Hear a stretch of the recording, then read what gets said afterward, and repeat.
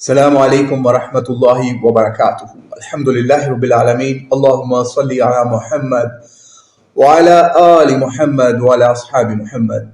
آج کی اس نشست میں ہم ایک شیعہ ذاکر کو آپ کے سامنے پیش کرنے جا رہے ہیں اور آپ کو بتائیں گے، اس پہ ریویو پیش کریں گے کہ ان کی علمی قابلیت کیا ہے اور ان کا دجل و فریب کیا ہے، کس طریقے سے یہ لوگوں کو بے وقوف بناتے ہیں۔ آئیے ہم آپ کو وہی دکھاتے ہیں۔ پہلے آپ ان کا کلپ ملاحظہ کیجئے، پھر ہم آپ کو بتاتے ہیں کہ جو مولا علی نے فرمایا وہ یہ لوگ کس طریقے سے گھما پھرا کر آپ کو دکھاتے ہیں یا اپنی مجلسوں میں سناتے ہیں تاکہ ان کا ریٹ لوگ یوں ہی نہیں بڑھاتے۔ تو آئیے ان کو پہلے ملاحظہ کیجئے، پھر آپ کو بتاتے ہیں۔ تم دونوں رأیتمانی، تم دونوں مجھے بھی کاذباً آثماً غادراً خائنا، تم دونوں مجھے بھی جھوٹا سمجھتے ہو، گنہگار سمجھتے ہو، خیانتکار سمجھتے ہو اور دھوکے باز سمجھتے ہو۔ کیا تم دونوں مجھے ایسا سمجھتے ہو؟ صحیح مسلم کی روایت آپ کی خبر بیان کر رہا ہوں۔ یہاں تک بھی اگر ہوتا تو بہت تھا، لیکن عجیب بات یہ ہے کہ جب انہوں نے سوال کیا اکذالک، کیا تم دونوں مجھے ایسا سمجھتے ہو اور انہیں ایسا سمجھتے تھے، تو صحیح مسلم کا جملہ یہ ہے قالا نعم، ان دونوں ہستیوں نے بیان فرمایا ہاں ہم تم دونوں کو ایسا ہی سمجھتے ہیں۔ تو مجھے تو کچھ کہنے کی ضرورت نہیں ہے، ہم تو ان روایتوں کو بیان کرتے ہیں، بیان کرنے والوں پر اعتراض کرتے ہیں۔ جنہوں نے یہ روایت لکھی ہے اور یہ کتاب لکھی ہے اس پر کوئی اعتراض کیوں نہیں کرتا؟ صحیح مسلم کے اندر یہ روایت موجود ہے، تو جب یہ روایت لکھی جا سکتی ہے تو پڑھی کیوں نہیں جا سکتی؟ اور اس روایت کا جملہ یہ ہے کہ مولا کائنات ان دونوں کو کیا سمجھتے تھے۔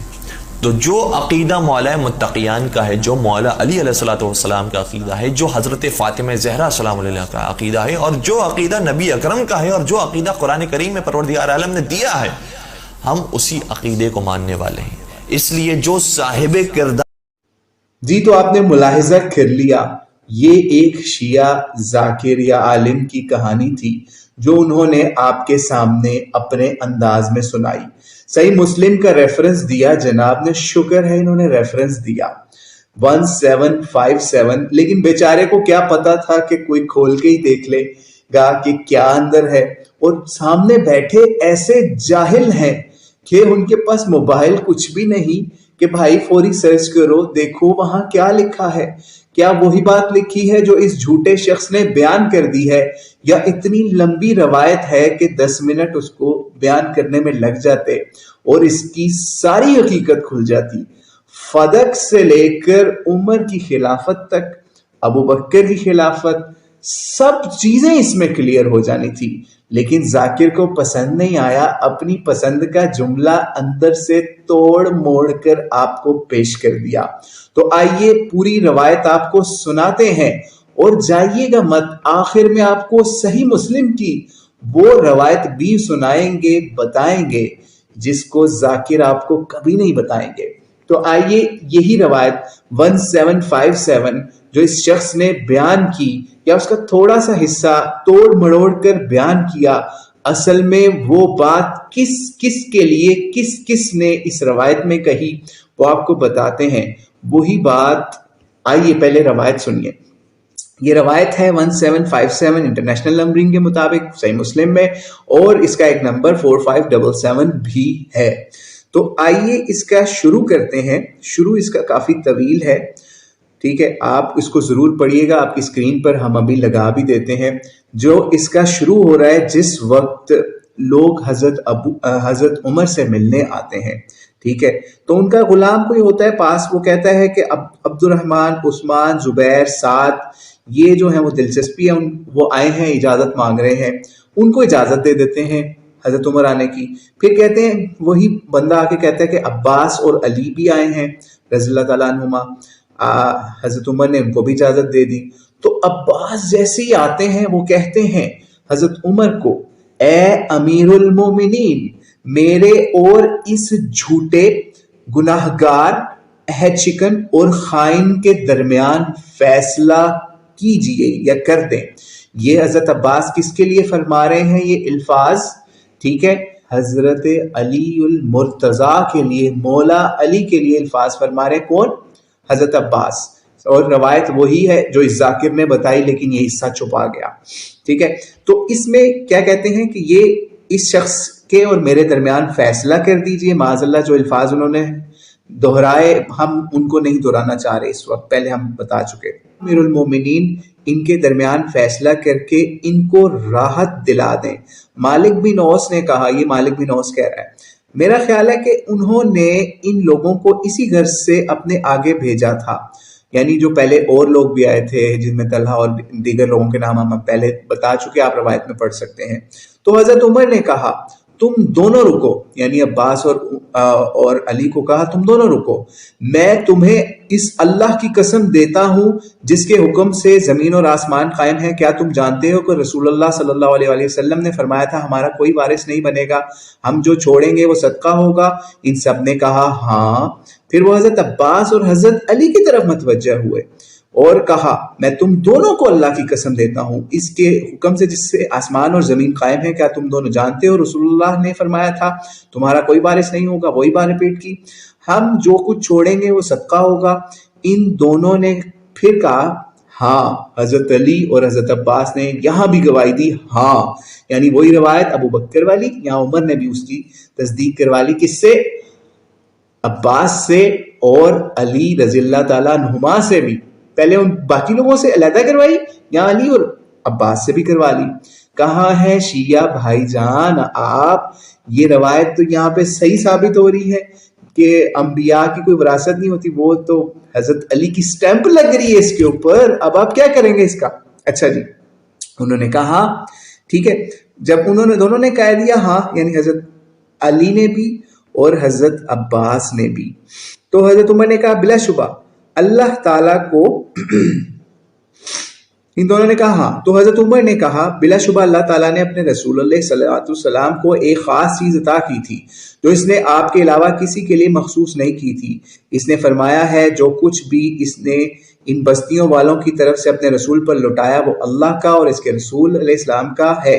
یعنی ایک آیت کی تلاوت پڑھی جس کا یہاں پہ ترجمہ ہم ترجمے سے پڑھ رہے ہیں. انہوں نے کہا رسول اللہ نے بنو نذیر کے اموال تم سب میں تقسیم کر دیے، اللہ کی قسم آپ نے تم پر ترجیح نہیں دی، یعنی آپ نے اپنی ذات کو تم پر ترجیح نہیں دی اور نہ تمہیں چھوڑ کر وہ مال لیا حتیٰ کہ یہ مال بچ گیا. رسول اللہ صلی اللہ علیہ وسلم نے اس اپنے سال بھر کا خرچ لیتے، پھر جو بچ جاتا اسے مال کے مطابق عام لوگوں کے فائدہ کے لیے استعمال کرتے. انہوں نے پھر کہا میں تمہیں اس اللہ کی قسم دیتا ہوں جس کے حکم سے زمین اور آسمان قائم ہے، کیا تم یہ بات جانتے ہو؟ انہوں نے کہا ہاں. پھر انہوں نے عباس اور علی کو پھر وہی قسم دی اور باقی لوگوں کو جو دی تھی انہوں نے کہا اس کے اوپر بھی انہوں نے بھی کہا جی ہاں. پھر کہا جب رسول اللہ صلی اللہ علیہ وسلم فوت ہوئے تو ابو بکر نے کہا میں رسول اللہ کا جانشین ہوں. تو آپ دونوں آئے، آپ اپنے بھتیجے کی وراثت مانگ رہے تھے اور یہ اپنی بیوی کی، ان کے والد کی طرف سے وراثت مانگ رہے تھے. تو حضرت ابو بکر نے ان سے کہا رسول اللہ نے فرمایا تھا ہمارا کوئی وارث نہیں ہوگا، ہم جو چھوڑیں گے وہ صدقہ ہوگا، تو تم نے انہیں جھوٹا، گناہگار، عہد شکن اور خائن خیال کیا تھا. یہاں یہ لفظ سوچ لیجئے، یہ کہہ رہے ہیں خیال کیا تھا، بولا نہیں تھا، خیال کیا تھا. یہ ساری باتیں خیالی ہو رہی ہیں، ٹھیک ہے. یہاں پہ یہ اس وقت یہ 4 باتیں جو ذاکر نے کی تھی. اچھا آگے سنیے گا جس کی تصدیق یہاں پہ کریں گے عباس بھی اور مولا علی علیہ السلام بھی. اچھا جی، ہم جو چھوڑیں گے صدقہ ہوگا، تو تم نے انہیں جھوٹا، گناہگار، عہد شکن اور خائن خیال کیا تھا اور اللہ جانتا ہے وہ سچے، نیکوکار، راست رو، حق کے پیروکار تھے. یہ 4 چیزیں بتا دی جو اسی ذاکر کے الٹ تھی، ٹھیک ہے، پیروکار تھے. پھر ابو بکر فوت ہوئے اور میں رسول اللہ صلی اللہ علیہ وسلم اور ابو بکر رضی اللہ تعالیٰ عنہ کا جانشین بنا، تو تم نے مجھے جھوٹا، گنہگار، عہد شکن اور خائن خیال کیا. پھر خیال کیا، ٹھیک ہے، بولا نہیں، خیال کیا. اور اللہ جانتا ہے میں سچا، نیکوکار، راست رو اور حق کی پیروی کرنے والا ہوں. میں اس کا منتظم بنا، یعنی وہ ادھر سے ابو بکر سے ان کے پاس آگے خلافت. پھر تم اور یہ میرے پاس آئے، یعنی عباس اور علی میرے پاس آئے، تم دونوں اکٹھے ہو تمہارا معاملہ بھی ایک ہے، تم نے کہا یہ اموال ہمارے سپرد کر دو، میں نے کہا اگر تم چاہو تو میں اس شرط پر تمہارے یہ حوالے کر دیتا ہوں کہ تم اللہ کے عہد کی پاسداری لازمی ہوگی، اس میں تم بھی اس میں وہی کرو گے رسول اللہ صلی اللہ علیہ وسلم جو اس سے کرتے تھے۔ تم نے اس شرط پر اسے لے لیا، یعنی عمر نے ان کو مال دیا، انہوں نے لے لیا۔ انہوں نے پوچھا کیا ایسا ہی ہے؟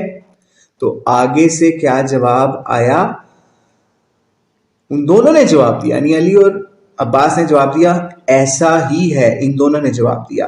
پھر تم دونوں میرے پاس اب آئے ہو، یعنی یہ یہاں پر بات کیا ہوئی کہ ان دونوں نے، علی اور عباس نے حضرت عمر کی تصدیق کی۔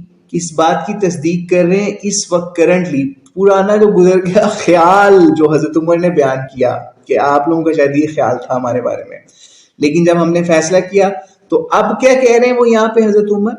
راست گو، سچے، امانت دار، اس کی تصدیق کی سٹیمپ کون لگا رہا ہے یہاں پہ؟ کون لگا رہا ہے؟ ابو بکر نہیں، عمر نہیں، عباس اور علی سٹیمپ کر رہے ہیں اس چیز کے اوپر، ان چاروں چیزوں کی، حضرت عمر اور ابو بکر کے اندر، ٹھیک ہے؟ تو انہوں نے کہا جی ہاں ایسا ہی ہے، تو تم نے اس شرط پر لے لیا۔ انہوں نے کہا کیا ایسا ہی ہے؟ حضرت عمر نے پھر پوچھا کیا ایسا ہی ہے؟ ان دونوں نے جواب دیا ہاں۔ انہوں نے کہا پھر تم اب دونوں میرے پاس آئے ہو تو میں تم دونوں کے درمیان فیصلہ کروں؟ نہیں، اللہ کی قسم میں قیامت کے ہونے تک تمہارے درمیان اس کے سوا اور فیصلہ نہیں کروں گا کہ اگر تم اس کے انتظام سے عاجز ہو تو وہ مجھے مال واپس کر دو۔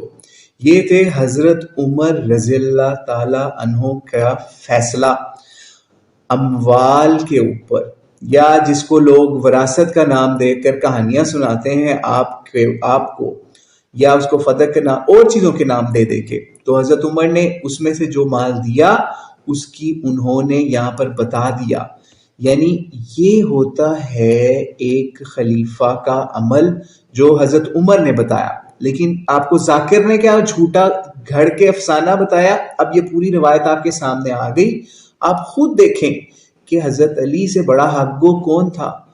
کیا وہ حق کو چھپاتے تھے؟ معاذ اللہ، کبھی ایسا نہیں ہوتا۔ اگر وہ ان کو ایسا سمجھتے تو وہ منہ پہ حضرت عمر کے بول دیتے کہ آپ کو ہم ایسا سمجھتے ہیں یا نہیں۔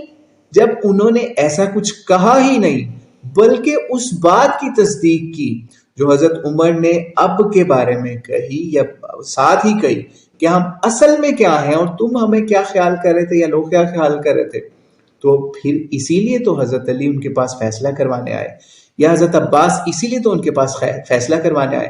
کیا امانت داروں، کیا نیکوکاروں اور امین لوگوں کے پاس ہی لوگ فیصلے کروانے جاتے ہیں، یا کیا معاذ اللہ جیسے ذاکر نے الفاظ استعمال کیا ان کے پاس کرنے جاتے ہیں؟ چلو اس روایت کو اگر ہم اپنی اپنی مرضی کا حصہ مانتے ہیں تو شروع کا حصہ مان لیں، تو معاذ اللہ جو عباس نے حضرت علی کے بارے میں الفاظ استعمال کیے ثم معاذ اللہ، ہم کبھی بھی ان کو ایکسیپٹ نہیں کر سکتے حضرت علی کے بارے میں۔ وہ تو ایسی ہے جیسے لڑائی جھگڑا آپس میں ہوا اور کسی کے منہ سے کچھ باتیں نکل گئیں، تو ان چیزوں کو حضرت علی نے سٹیمپ نہیں کیا، نہ حضرت عباس نے اس چیز کو سٹیمپ کیا بعد میں بھی کبھی کسی عمل اور کسی قول سے۔ تو اس لیے اللہ سے دعا ہے اللہ ان ذاکروں کو ہدایت دے اور امت کو تشیع میں بھی اور سنیوں میں بھی ایسے لوگ عطا کرے جو مسلمانوں کو جوڑنے والے ہوں اور اس طرح فضول کی جہالت بھری بحثیں کرنے والے نہ ہوں۔ حضرت علی ہمارے درمیان نہیں ہے، بی بی فاطمہ نہیں، ابو بکر نہیں، عمر نہیں، یہ لوگ نہیں، اپنے مسئلے کلوز کر کے گئے، لیکن یہ جاہل ملا ذاکر آج ان کو دوبارہ کھول کھول کے اچھل اچھل کے جھوٹ بیان کر کے اور آپ کے سامنے ایسی جھوٹی باتیں بیان کر رہے ہیں جو روایت کے اندر موجود ہی نہیں ہے، وہ بیان کر رہے ہیں۔ تو اللہ انہیں ہدایت دے، اور آخر میں ان کی اصلاح کے لیے اگر یہ صحیح مسلم کو صحیح سمجھتے ہیں، اچھی کتاب سمجھتے ہیں، تو صحیح مسلم کی 6187 نمبر روایت بھی سن لیں، پڑھ لیں، آپ کی اسکرین پر لگا رہے ہیں، اور اس پہ ہم بات کلوز کر رہے ہیں کہ حضرت علی وہ ہستی تھے، مولا علی علیہ السلام وہ ہستی تھے جس وقت حضرت عمر رضی اللہ عنہ کا انتقال ہوا ہے، وہاں پہ کھڑے ہو کر کس طریقے سے مدح بیان کر رہے ہیں، حضرت عمر کی پریز کر رہے ہیں، ان کے اعمال پر رشک کر رہے ہیں، اور یہ ان کے بارے میں خیال کر رہے ہیں اور اللہ سے دعا کر رہے ہیں کہ یہ ابو بکر اور حضرت نبی علیہ الصلوۃ والسلام کے ساتھ جمع ہوں گے جس طرح یہ پہلے ان کے ساتھ دنیا میں رہتے تھے۔ تو یہ تھے مولا علی کے فعل والے۔ کیا یہ تھا مولا علی کا فعل؟ ایک ذاکر کا کیا فعل تھا وہ ہم نے آپ کے سامنے بیان کر دیا اور اس کو ہدایت کی دعا بھی دے دی، اور اللہ سے دعا ہے کہ اللہ ہمیں ایسے ذاکروں کے شر سے محفوظ فرمائے۔ السلام علیکم ورحمۃ اللہ وبرکاتہ۔